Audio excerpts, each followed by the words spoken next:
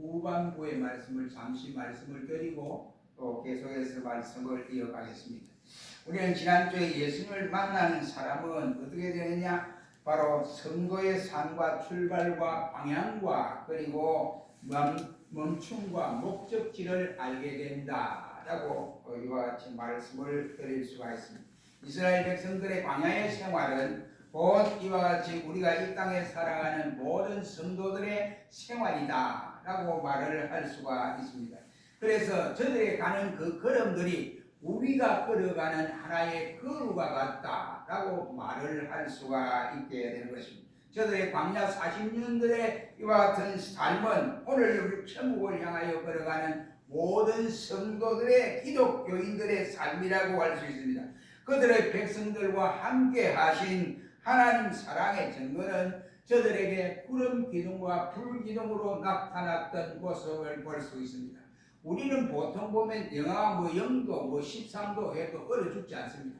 그러나 이스라엘 백성은 그 더운 날씨에 낮에는 엄청나게 온도가 올라갑니다. 그러다가 밤이 되면 갑자기 0도로 떨어져 버립니다. 그러니까 저들이 그만 광야에서 밤에 자칫 잘못하면 얼어서 죽는 현상들이 대단히 많이 나타나고 있기 때문에 하나님께서 밤에는 불기둥으로 저들과 함께 하심으로 저들이 얼어 죽지 아니하도록 만들어 주었습니다.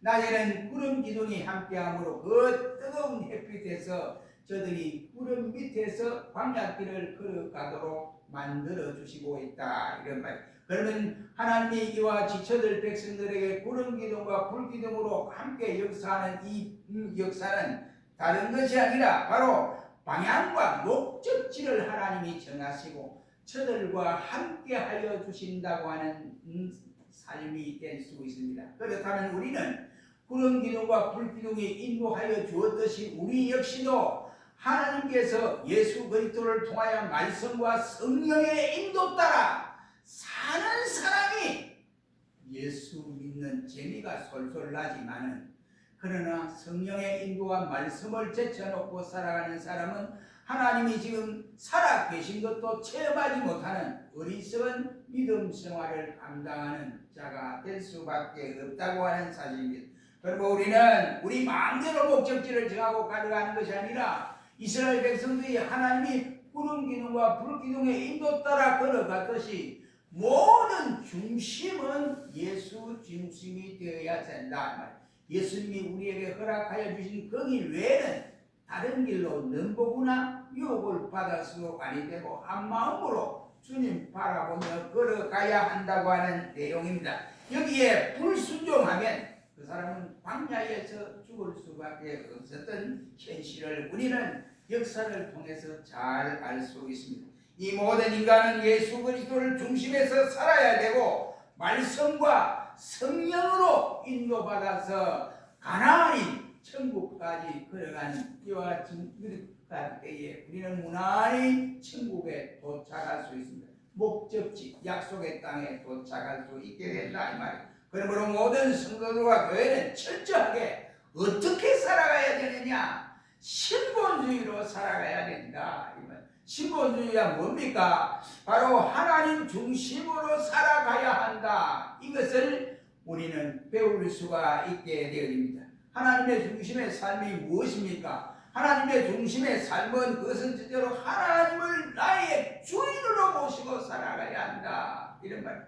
예수 그리스도를 나의 구주로 고백하면서 내가 스스로 생각해 주님은 나의 주인이십니다 라고 고백은 하지만 실생활은 예수님이 주인 생활을 해야 되는데 예수님이가 자기가 주인이지. 자기가 주인이 되니까 예수님 뒤로 제껴놓고 자기가 주인 행세를 하는 이러한 신앙생활을 하는 사람들이 얼마나 우리에게 많은가 하는 것을 볼 수가 있습니다. 신앙생활의 바른 길은 하나님이 주인이 되는데 예수님이 주인이 돼요. 나의 주인이 돼요. 그래서 그분의 시키는 거에 자기 마음대로 자기 조절하면 그 사람은 예수님과 거리가 아주 먼 사람입니다. 그리고 하나님 중심 신본주의의 사람은 어떻게 살아가느냐? 매사에 누구에게 물어보냐? 자기 주인에게 물어봐야 됩니다. 그에 이와 같이 이 종이 주인에게 이거 물어보지 않고 자기 마음대로 이와 같이 마음대로 해버리면 그거 안 됩니다. 그래서 예수님의 비유 말씀에 이제 밀백석이 빚진 자가 있습니다. 그래서 이 종이 불러가지고 야, 너 주인한테 얼마 줬냐? 백석. 그래, 정서 가지고 와. 내 백석을 째려버리고 50서 주게 50. 그래 50서 준 거예요. 그리고 또 50 빚진 자에게는 너는 10석 이래가지고 그 주인이 알아보세요. 알고는 종을 불러서 저놈 자식이 내가 쫓아낸다 했는데 보니까 지혜롭게 일을 처리하더라 이 말이에요. 그래서 종을 불러서 그래 내가 너를 긍휼히 여기마 라고 이렇게 말을 한 예수님의 비유의 말씀을 우리가 생각할 수 있습니다. 그러므로 매사에 주인 시키는 거 해야 돼요. 안 그러면 뭐가 잘려요. 쫓겨나야 됩니다. 그러니까 우리는 주님 앞에 그 주님이 명령을 우리가 받고 살아야 되는데 그러려면 어떻게 하느냐? 주여 어떻게 하면 좋겠습니까? 내게 이런 형편이 지금 이와 같이 놓여 있습니다. 이것을 어떻게 하면 주님의 뜻대로 이루어갈 수 있습니까? 하고 주님 앞에 물어봐야 돼요. 주님 앞에 물어보는 이것은 뭐냐? 기도라 이 말이야.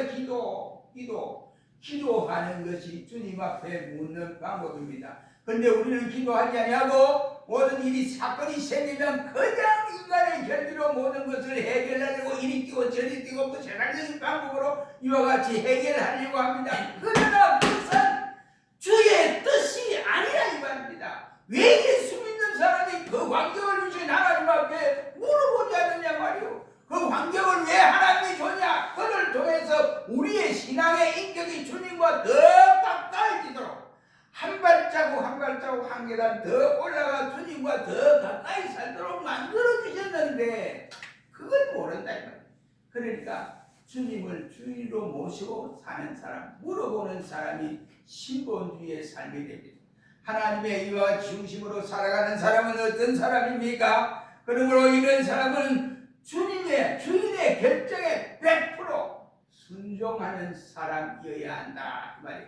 하나님 말씀을 통해서 주시고 그 말씀을 통하여 은혜를 받아야 우리가 그 말씀이 주님의 뜻이 무엇인지 주님이 나를 향하여 이와 같이 본심이 무엇인지를 알 수 있습니다. 그러나 성경과 거리가 멀어지면 하나님의 뜻은 분별할 수가 없습니다. 여러분 어떤 교회 안수 집사가 자기 딴에는 성경을 많이 본다고 이제 주여 내가 올해도 성경을 몇 장 보았습니다 하고 이제 그렇게 기도를 했다고 합니다. 그런데 주님이 하시는 말씀이 너가 성경을 어떻게 읽었느냐 이렇게 음성이 들리다. 그러니까 내가 묵상하고 성경을 읽었습니다. 그러니까 예수님께서 하신 말씀이 내가 너희에게 뭐라고 했더냐? 그래서 그러니까 그냥 묵상하고 했다고 이랬대. 로마서 10장 9절 10절 말씀에 믿음은 들음에서 나고 들음은 그리스도의 말씀에서 나누니라. 그러니 네가 소리내어 성경을 읽어라. 그때 소리내어 성경을 읽을 때 내 뜻을 분간하여 그 뜻이 무엇인지를 깨닫게 되느니라. 그러므로 소리내어 성경을 읽을 때 내 뜻을 알고 네 믿음이 더욱 자랄 것이니라 라고 말씀을 드렸다고 합니다. 그래서 그분이 이제 안수 집사인데 그래서 다시는 묵상으로 이와 읽지 않고 항상 소리내어 자기 귀로 들을 수 있도록 이렇게 성경을 읽었다라고 하는 집사님이 계십니다. 그러므로 우리가 매사에 그 결정은 하나님의 명령 따라 100% 순종하고 살아야 그 사람이 하나님의 신본주의로 살아가는 사람이다. 이런 말이 되겠습니다. 그 다음에 이와 성막을 통해서 이처럼 신약에 나타나는 이 성도가 구약에 나타나는 이와 같은 성막 제도를 알아야 하는 이유는 복음적인 일꾼으로 삼아주시기 때문에 우리가 성막을 알아야 한다 이 말입니다. 사람은 누구를 만나느냐에 따라서 그 결과가 장래가 달라집니다. 그 예를 들면 어떤 부모를 만나느냐에 따라서 그 아이가 훌륭하게 자랄 수도 있고 또 아니면은 낙심하여 이와 같이 낙태해질 수밖에 없습니다. 또 어떤 선생을 만나느냐 이 아주 중요한 문제라고 생각합니다. 제가 그랬습니다. 이 초등학교 때는 참 나 공부 안 했거든요. 아이고 어떻게 했으면 선생님이 야 인마 니 대구 갈 수 없어. 니 가만히 떨어져. 시골도 얼마 니 안 돼 인마 죽어도 안 돼. 이거 원수를 할 수 이러는 저도 그렇게 말하면 그 당시에 막 어려서도 저는 아마 이 배짱이 좀 있는 것 같아요. 그래서 선생님한테 교무실에 써주세요. 만약 내가 학교 때가 돌아오면 선생님 어떻게 하겠습니까? 이랬다는 거예요. 그러니까 열반 내가 그런 손가락을 불 써가지고 하늘 올라가게 이랬다는 거예요. 그래서 써달라고 억지로 부르는데 도장을 찍어서 써줬습니다. 그런데 웬걸요? 학교가 나와서 또 학교는 잡아주고 이제 선생님한테 강의하니까 보세요. 학교 딱 내미는 거예요. 선생님 보세요. 안 해도 되잖아요. 그럼 됐잖아요. 이러니까 선생님이 깜짝 놀라요. 그런데 그게 뭐냐? 여러분 보세요. 모든 회사에 스승을 어떤 스승을 만나느냐에 따라서 사람의 태도는 달라요. 그래서 그때 제가 입학하기 전에 우리 영어를 뭐였냐면 유니언 잉글리시를 배웠거든요. 그때 유니언 잉글리시인데 유니언 잉글리시를 1과에부터 마지막까지 싹 다 떼고 입학을 한 거예요. 그러니까 이건 뭐 영어 시간이 필요 없어요. 영어 시간이. 그 영어 시간이 뭐 선생님하고 뭐 설명하고 미국에서 온 우리 선생님인데 남자 선생님 기독교 신자예요. 그래서 설명하는데 뭐 설명 들을 필요도 없어요. 그래 영어는 무난히 감당할 수 있습니다. 그런데 수학은 잘 모르겠어요. 그런데 우리 1학년 때 김만종 선생님, 저 이름을 잊지 않습니다. 그 선생님이 자기고 야 장원아 너 저녁에 우리 집에 오너라. 와서 내가 수학을 가르쳐주마. 내가 보니까 수학을 좀 많이 배우면 잘 되겠다. 이 생각이 든다. 그래서 그 선생님 집에 가면 전에 가면 뭐 자취하는 학생이 뭐 반찬 제대로 잘 먹겠어요. 반찬도 콩나물하고 먹되 아니면 뭐 김치하고 먹고 개월에는 이랬는데 가면 그 사모님이 PX 그 매점에 담당을 했습니다. 그래서 올 때마다 미제 식빵을 가지고 온 거예요. 그래서 잼 발라가지고 이렇게 탁 주네. 사실은 그거 먹으러 간 거예요. 사실은. 그래 배웠는데 수학에 자신이 붙었더라고요. 수학에. 그래서 그 선생님을 잊지를 못합니다. 그래서 목사가 돼서 한번 우리 학교를 찾아갔더니 그 선생님이 계셔서 선생님 그동안 편안하셨습니까? 니가 뭐하냐? 제 목사가 돼서는 그래요? 그래 태도가 싹하게 그래 아이고 목사님이 되셨대요. 아이고 그러면서 뭐 총격을 하는 거예요. 그래서 목사님이 돼도 선생님이잖아요. 선생님입니다. 선생님이 아니면 제가 어떻게 이런 길을 걸어갔으며 그 당시에 수학을 어떻게 이렇게 재미있게 했는지도 모르겠습니다. 선생님 덕분입니다. 그랬더니 아니야. 너희 3학년 때 담임 선생님 김일주 선생님 너 잘 가르쳐서 그랬어. 이러면서 자기를 표현을 안 하더라고요. 근데 그분이 지금 서울로 올라오셨다는데 어디로 간지 몰라요. 그 학교에서 물으니까 주소도 모르겠다는 거예요. 너무 오래됐어요. 참 마음만 품고 있는 이런 상황. 스승을 잘 만나야 돼요. 스승을 잘 만나야 그 학생이 바른 길을 걸어갈 수 있습니다. 또 친구를 잘 만나야 됩니다. 친구를 잘못 만나면 그의 가는 길에 항상 이와 같이 장애 요소가 됩니다. 그리고는 배우자를 누구를 만나느냐에 따라서 이와 같이 영향력을 발휘하게 됩니다. 우리가 가정에서 예수님을 만나면 또 진정으로 예수님을 만나면 우리 하나님 마음에 합당한 삶을 살게 되는 자는 바로 복음적인 성도가 되고 하나님의 신실한 일꾼이 되어진다는 사실입니다. 오늘날 교회 일꾼들 가운데 여러분 보십시오. 바르지 못한 일꾼들이 죄송하지만 흔히 있습니다. 어떤 일꾼들이 있습니까? 헌금을 조금 많이 했다고 해서 그만 텃세를 부리는 사람이 있는가 하면 교회 속에서 당파를 만들어서 목사파, 장로파, 아니면 집사파, 권사파 등등 파문을 얼마나 많이 일으키고 있는 것이 오늘의 한국교회의 현실이 아니겠습니까? 이러한 형태는 진정 교회의 신실한 모습이 아닙니다. 하나님이 교회를 세워놓고 예수님의 피로 세운 이 교회가 어지러움이 아니네요. 정신 좀 차려야 됩니다. 모든 회사가 교회 중심으로 묶어져서 내 주장이 교회를 해야 되는 자기 주장을 바로 꺾어버려요. 이것이 하나님의 교회를 중심해서 나아가는 사람이다. 바로 성막이 이것을 우리에게 알려주는 말씀이라고 할 수 있습니다. 여러분, 우리가 예수님을 만나면 당연히 복음적인 일꾼이 되어진다고 하는 사실입니다. 그 이유는 예수님은 하나님의 아들이시면서도 말씀 곧 복음이기 때문에 그러한 것입니다. 그러므로 우리는 이 성막을 통해서 복음의 일꾼이 되어진다. 그래서 성막이 중요하다. 그 다음에 여덟 번째는 바로 축복을 받는 삶을 받게 하는 것이 성막의 모습이라고 할 수 있습니다. 하나님 모든 사람의 축복하시기를 원하시는 분이십니다. 민수기 6장 22절로 27절 말씀해 보면 내게 바로 복을 주사 너를 지키기를 원하며 여호와께서 또한 그의 얼굴을 내게 보이시리니 내게 은혜 주시기를 원한다 라고 말씀을 하십니다. 여호와께서 내게 평강 주시기를 원한다 라고 말씀합니다. 하나님은 우리에게 축복해 주시기를 원하지 저주해 주시기를 원하지 않습니다. 그러므로 축복을 받을 자가 되려면 그와 같은 행동을 감당할 수 있어야 한다. 그래서 축복을 받는 삶이 이 성막을 통해서 우리에게 배우게 되는 것입니다. 인간의 최고의 축복이 무엇입니까? 돈 많은 거예요? 명예예요? 아니면은 권력입니까? 아니면 뭐겠습니까? 이 세상에 온갖 자랑할 만한 것입니까? 아니라는 말. 어떤 분이 이제 여자분입니다. 나이가 이제 70이 다 돼서 동창회를 갔습니다. 초등학교 동창회를 갔습니다. 여자분이 가는데 막 자기들은 뭐 조그마한 이제 사업을 하다 큰 소리 빽빽 치고 그 자기 친구애가 이 아들한테 공부도 못하고 맨날 비실비실해요 이러더니 니 지금 요즘 뭐하노?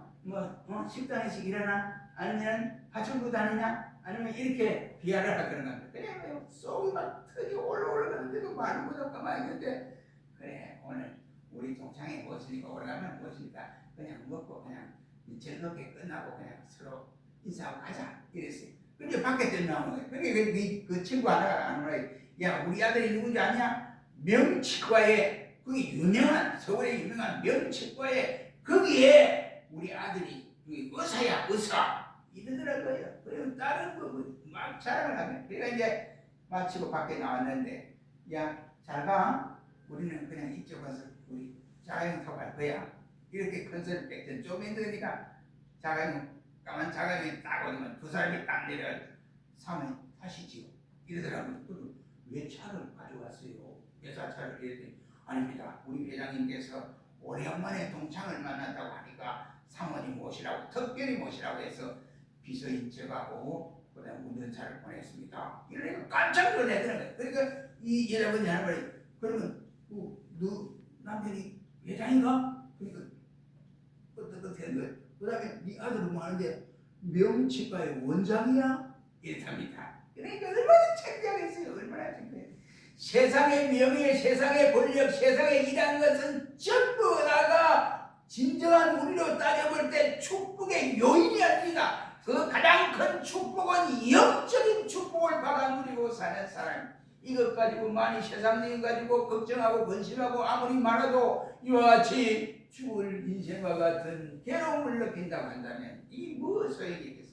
우리 신자는 먼저 영의 축복을 받고 하나님이 주시는 육신의 축복을 받아 누리는 것입니다. 그래서 예수님께서는 바로 말씀하여 주시는 말씀 가운데에 로마서 6장 23절 말씀에 보면 왜 이 말씀을 했냐? 축복을 받지 못하는 근본 원인이 인간이 원죄라고 하는 것을 깨어나 그리고 원죄가 깨끗이 해결되어야 되는 겁니다. 다시 말하면 로마서 6장 23절에 죄사한 사망이다 라고 말씀을 해주셨으니 죄로 인하여 잉태되어 죽을 수밖에 없는 우리를 예수님이 이 땅에 오셔서 그 죄를 깨끗이 해결하여 주시기 위해서 그리고 나에게 새 생명을 주시기 위해서 이 땅에 오셨다 이런 말. 그러므로 예수님을 나의 구주로 고백하는 자는 모두가 독생자의 축복을 받는 영적 축복을 받게 되어 있습니다. 그러므로 요한복음 3장 16절에 하나님이 세상을 이처럼 사랑하사 독생자를 주셨으니 이는 저를 믿는 자마다 영생을 주신다 라고 말씀을 하였으니 예수님을 통해서 우리가 영원한 생명을 보장받게 됩니다. 이러한 축복은 아담에게도 하나님이 허락하여 주셨고 또한 창세기 말씀에 보면 아브라함에게도 주셨고 이삭에게 주셨고 야곱에게도 이 축복을 허락하여 주셨으며 또한 요셉에게도 주셨고 또 이것이 요업에게도 허락하여 주셨던 축복임을 볼 수가 있습니다.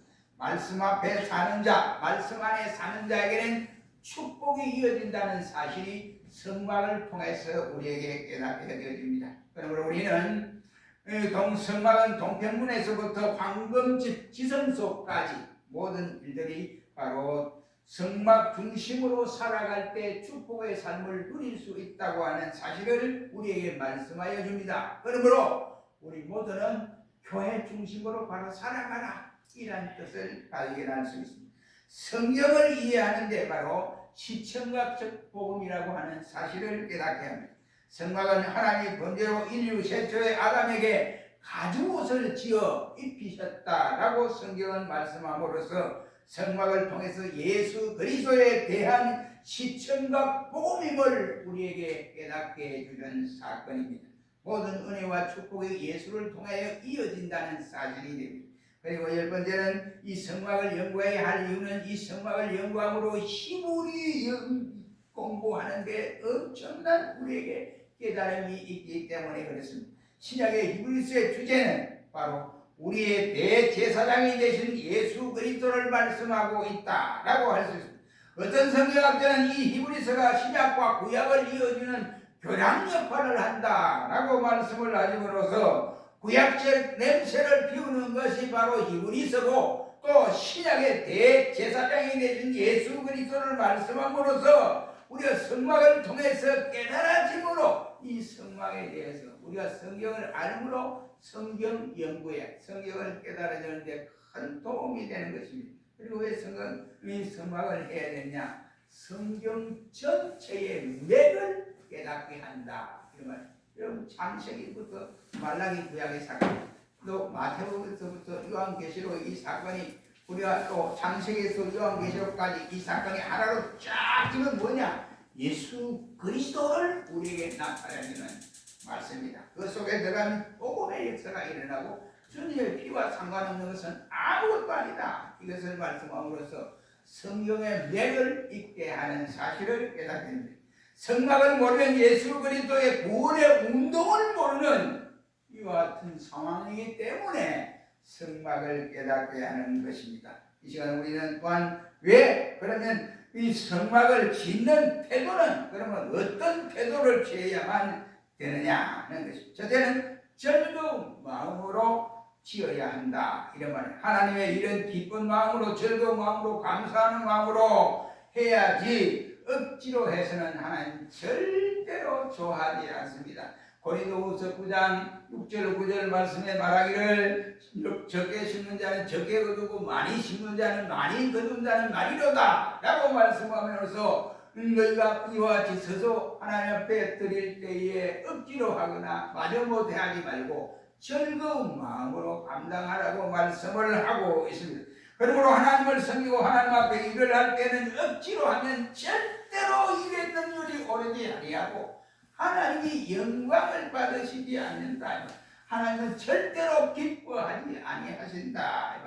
섬기고 하나님 앞에서 일을 할 때 이처럼 우리는 자원하는 마음으로 감당할 수 있어야 되고 최선을 다하여 충성하는 마음으로 감당해야 됩니다. 이스라엘 백성들의 모세가 올라왔고 하나님이 이렇게 성막대도에 이와 설계도를 주셨다. 그러니까 이 설계도대로 우리가 지어야 되지 아니하냐 하니까 저들 백성 스스로가 애굽에서 가지고 나온 금은 폐물을 다 모세 앞에 내놓았습니다. 내놓았을 때 그때 성경은 말하기를 저들이 기쁘고 즐거운 마음으로 드렸더라 그랬는데 너무 많이 드려서 더 이상 가지고 오지 말라고 모세가 백성들에게 당부한 사건을 볼 수가 있습니다. 차원하는 마음으로 하나님 앞에 충성을 해야 할 것을 말씀하고 있습니다. 마지못해 하면 안 됩니다. 여러분, 헌금이나 아니면 신일조나 감사, 봉사, 전도, 헌신 등 주님을 위해 하시는 이러한 일들은 모두가 주님 앞에서 자원하는 마음으로 열심을 다하여 할 때 주님이 영광을 받으신다, 이러면. 그러므로 절대로 주님 싫어하는 일을 신자가 해서는 아니 됩니다. 그러므로 성막을 짓는 데는 어떻게 하냐? 즐거운 마음으로 했듯이 교회를 봉사하고 헌신하고 충성하는 일에 내 스스로가 은혜 받은 대로 즐거운 마음으로 감당해야 할 것을 교훈받고 있습니다. 두 번째는 식양대로 지어라 라고 말씀을 하고 있습니다. 하나님께서 시내산에서 모세에게 바로 주신 그 설계대로 그 모양대로 또 그 규제대로 이와 같이 해야지. 모세가 설계도를 주었는데도 불구하고 이스라엘 백성이 자기들 마음대로 이와 같이 자기들 원하는 대로 지어서는 아니 된다. 이런 말씀이 되겠습니다. 조금도 틀리지 않게 하나님이 허락하신 설계도대로 해라고 말씀합니다. 만약에 하나님께서 주신 모양대로 설계대로 하지 않고 자기 마음대로 지으면 안 되는 것이 우리의 신앙 생활도 똑같은 원리라고 알려주고 있습니다. 하나님이 지시하는 말씀대로 하지 않으면 아무리 좋은 것이라도 하나님이 연락하지 않는다 라고 말씀을 합니다. 여러분, 헤롯의 선전이 36년간 걸쳐서 너무나 화려하게, 돈 많은 헤롯이 36년간 성전을 지었다. 이거 얼마나 화려하게 지었겠습니까? 그래서 제자들이 예수님께 자랑을 했습니다. 예수님, 이 성전이 헤롯이 우리에게 지어준 건데 36년 걸쳐서 지었습니다. 자랑했더니 예수님 하는 말이, 저 성전에 돌이 다 무너져 돌이 꼬이지 아니하고 딱 무너지고 3일 만에 다시 재건되리라 고 말씀을 하셨습니다. 예수님 그 말은 그게 중요한 게 아니고 내가 고난을 받고 죽었다가 3일 만에 부활한다, 이것을 주님이 말씀하고 계셨더라 이 말. 우리가 신앙생활을 하는데 말씀대로 행하지 않고 인간의 생각이나 형편에 따라서 편리한 대로 자기 주장대로 고집하게 되면 그것이 순종이 아니고 불순종이다, 이러한 말이 되겠습니다. 오늘날 많은 사람들이 자기 형편과 입장을 내세우면서 자기의 주장을 내세우고 자기 욕심과 명예와 이익을 생각하여 교회 봉사하기 때문에 가증스럽고 외식적이고 인위적인 경우들이 얼마나 많이 있습니까? 교회의 일꾼은 무조건 말씀대로 하나님의 방법대로 해야지 자기 주장대로 자기 생각대로 절대로 앞서서 해서는 아니 될 것을 우리에게 교훈해 주고 있습니다. 사랑하는 성도 여러분, 우리가 하나님의 일을 할 때는 말씀대로 하자니 물질의 어려움도 있을 것이고 또 그렇게 하자니까 또 반대자도 나올 수도 있습니다. 모든 것이 순조롭게 되지 않을 수도 있습니다. 의견의 일치가 안 되는 경우도 있습니다. 그때 우리는 참고 인내하고 끝까지 포기하지 말고 정성을 다해서 감당할 수 있어야 됩니다. 한 가지 예를 들고 마치겠습니다. 느헤미야 이 말씀에 보면 우리가 새벽에 요즘 에스라에서 이제 느헤미야 쪽으로 와서 느헤미야 오늘 아침에 이 10장을 봤는데 느헤미야 그때 보면 이 성곽을 쌓고 또 그 성곽을 완성시키고 나서 성전을 쌓고 대절기 대속절기를 지키는 과정에서 이와 같이 느헤미야가 공포를 합니다. 백성들아 모여라 라고 하니까 저들이 잔인해서 모이는데 그 절기를 대속절을 지키는데 먼저 관리들이 먼저 도장을 찍고 우리가 간다. 그러니까 그 밑에 뭐 여러 백성들이 다 천박한 백성들로부터 모든 사람들이 바로 이 느헤미야가 주장한 대로 다 일체로 모여서 대속절을 지켜 모든 백성이 한 마음으로 절기를 지켰다. 그러니 그 장소에 하나님의 역사가 일어났음을 볼 수 있습니다. 이처럼 우리가 성막 제도를 통해서 보면서 하나님 앞에 충성하는 방법을 우리에게 깨닫게 하여 주시니 내가 조금 했다고 기도 조금 했다고 여기도 많이 했잖아 하고 이렇게 해도 그 오만입니다. 또 내가 궁금만 했잖아, 그거 아니에요. 하나님 앞에 감당하는 일들이요. 그러니까 겸손하면 겸손할수록 하나님이 더 좋아집니다. 그러므로 성막을 우리가 배워 익혀야 할 것이 우리가 교회 속에서 모든 일들이 순수하게 진행될 때 하나님이 그를 축복하여 주십니다. 그래서 우리 성경은 의인의 기도는 하나님이 들으시되 절대로 의인의 자손들이 글씨감이 없도록 만들어주마 라고 약속까지 주셨습니다. 그리고 우리는 늘 교회 중심으로 이어가는 아름다운 역사가 믿음 생활이 전진의 역사로 이어가는 이러한 역사가 일어나기를 주의 이름으로 축원합니다. 기도하겠습니다. 거룩하신 주님,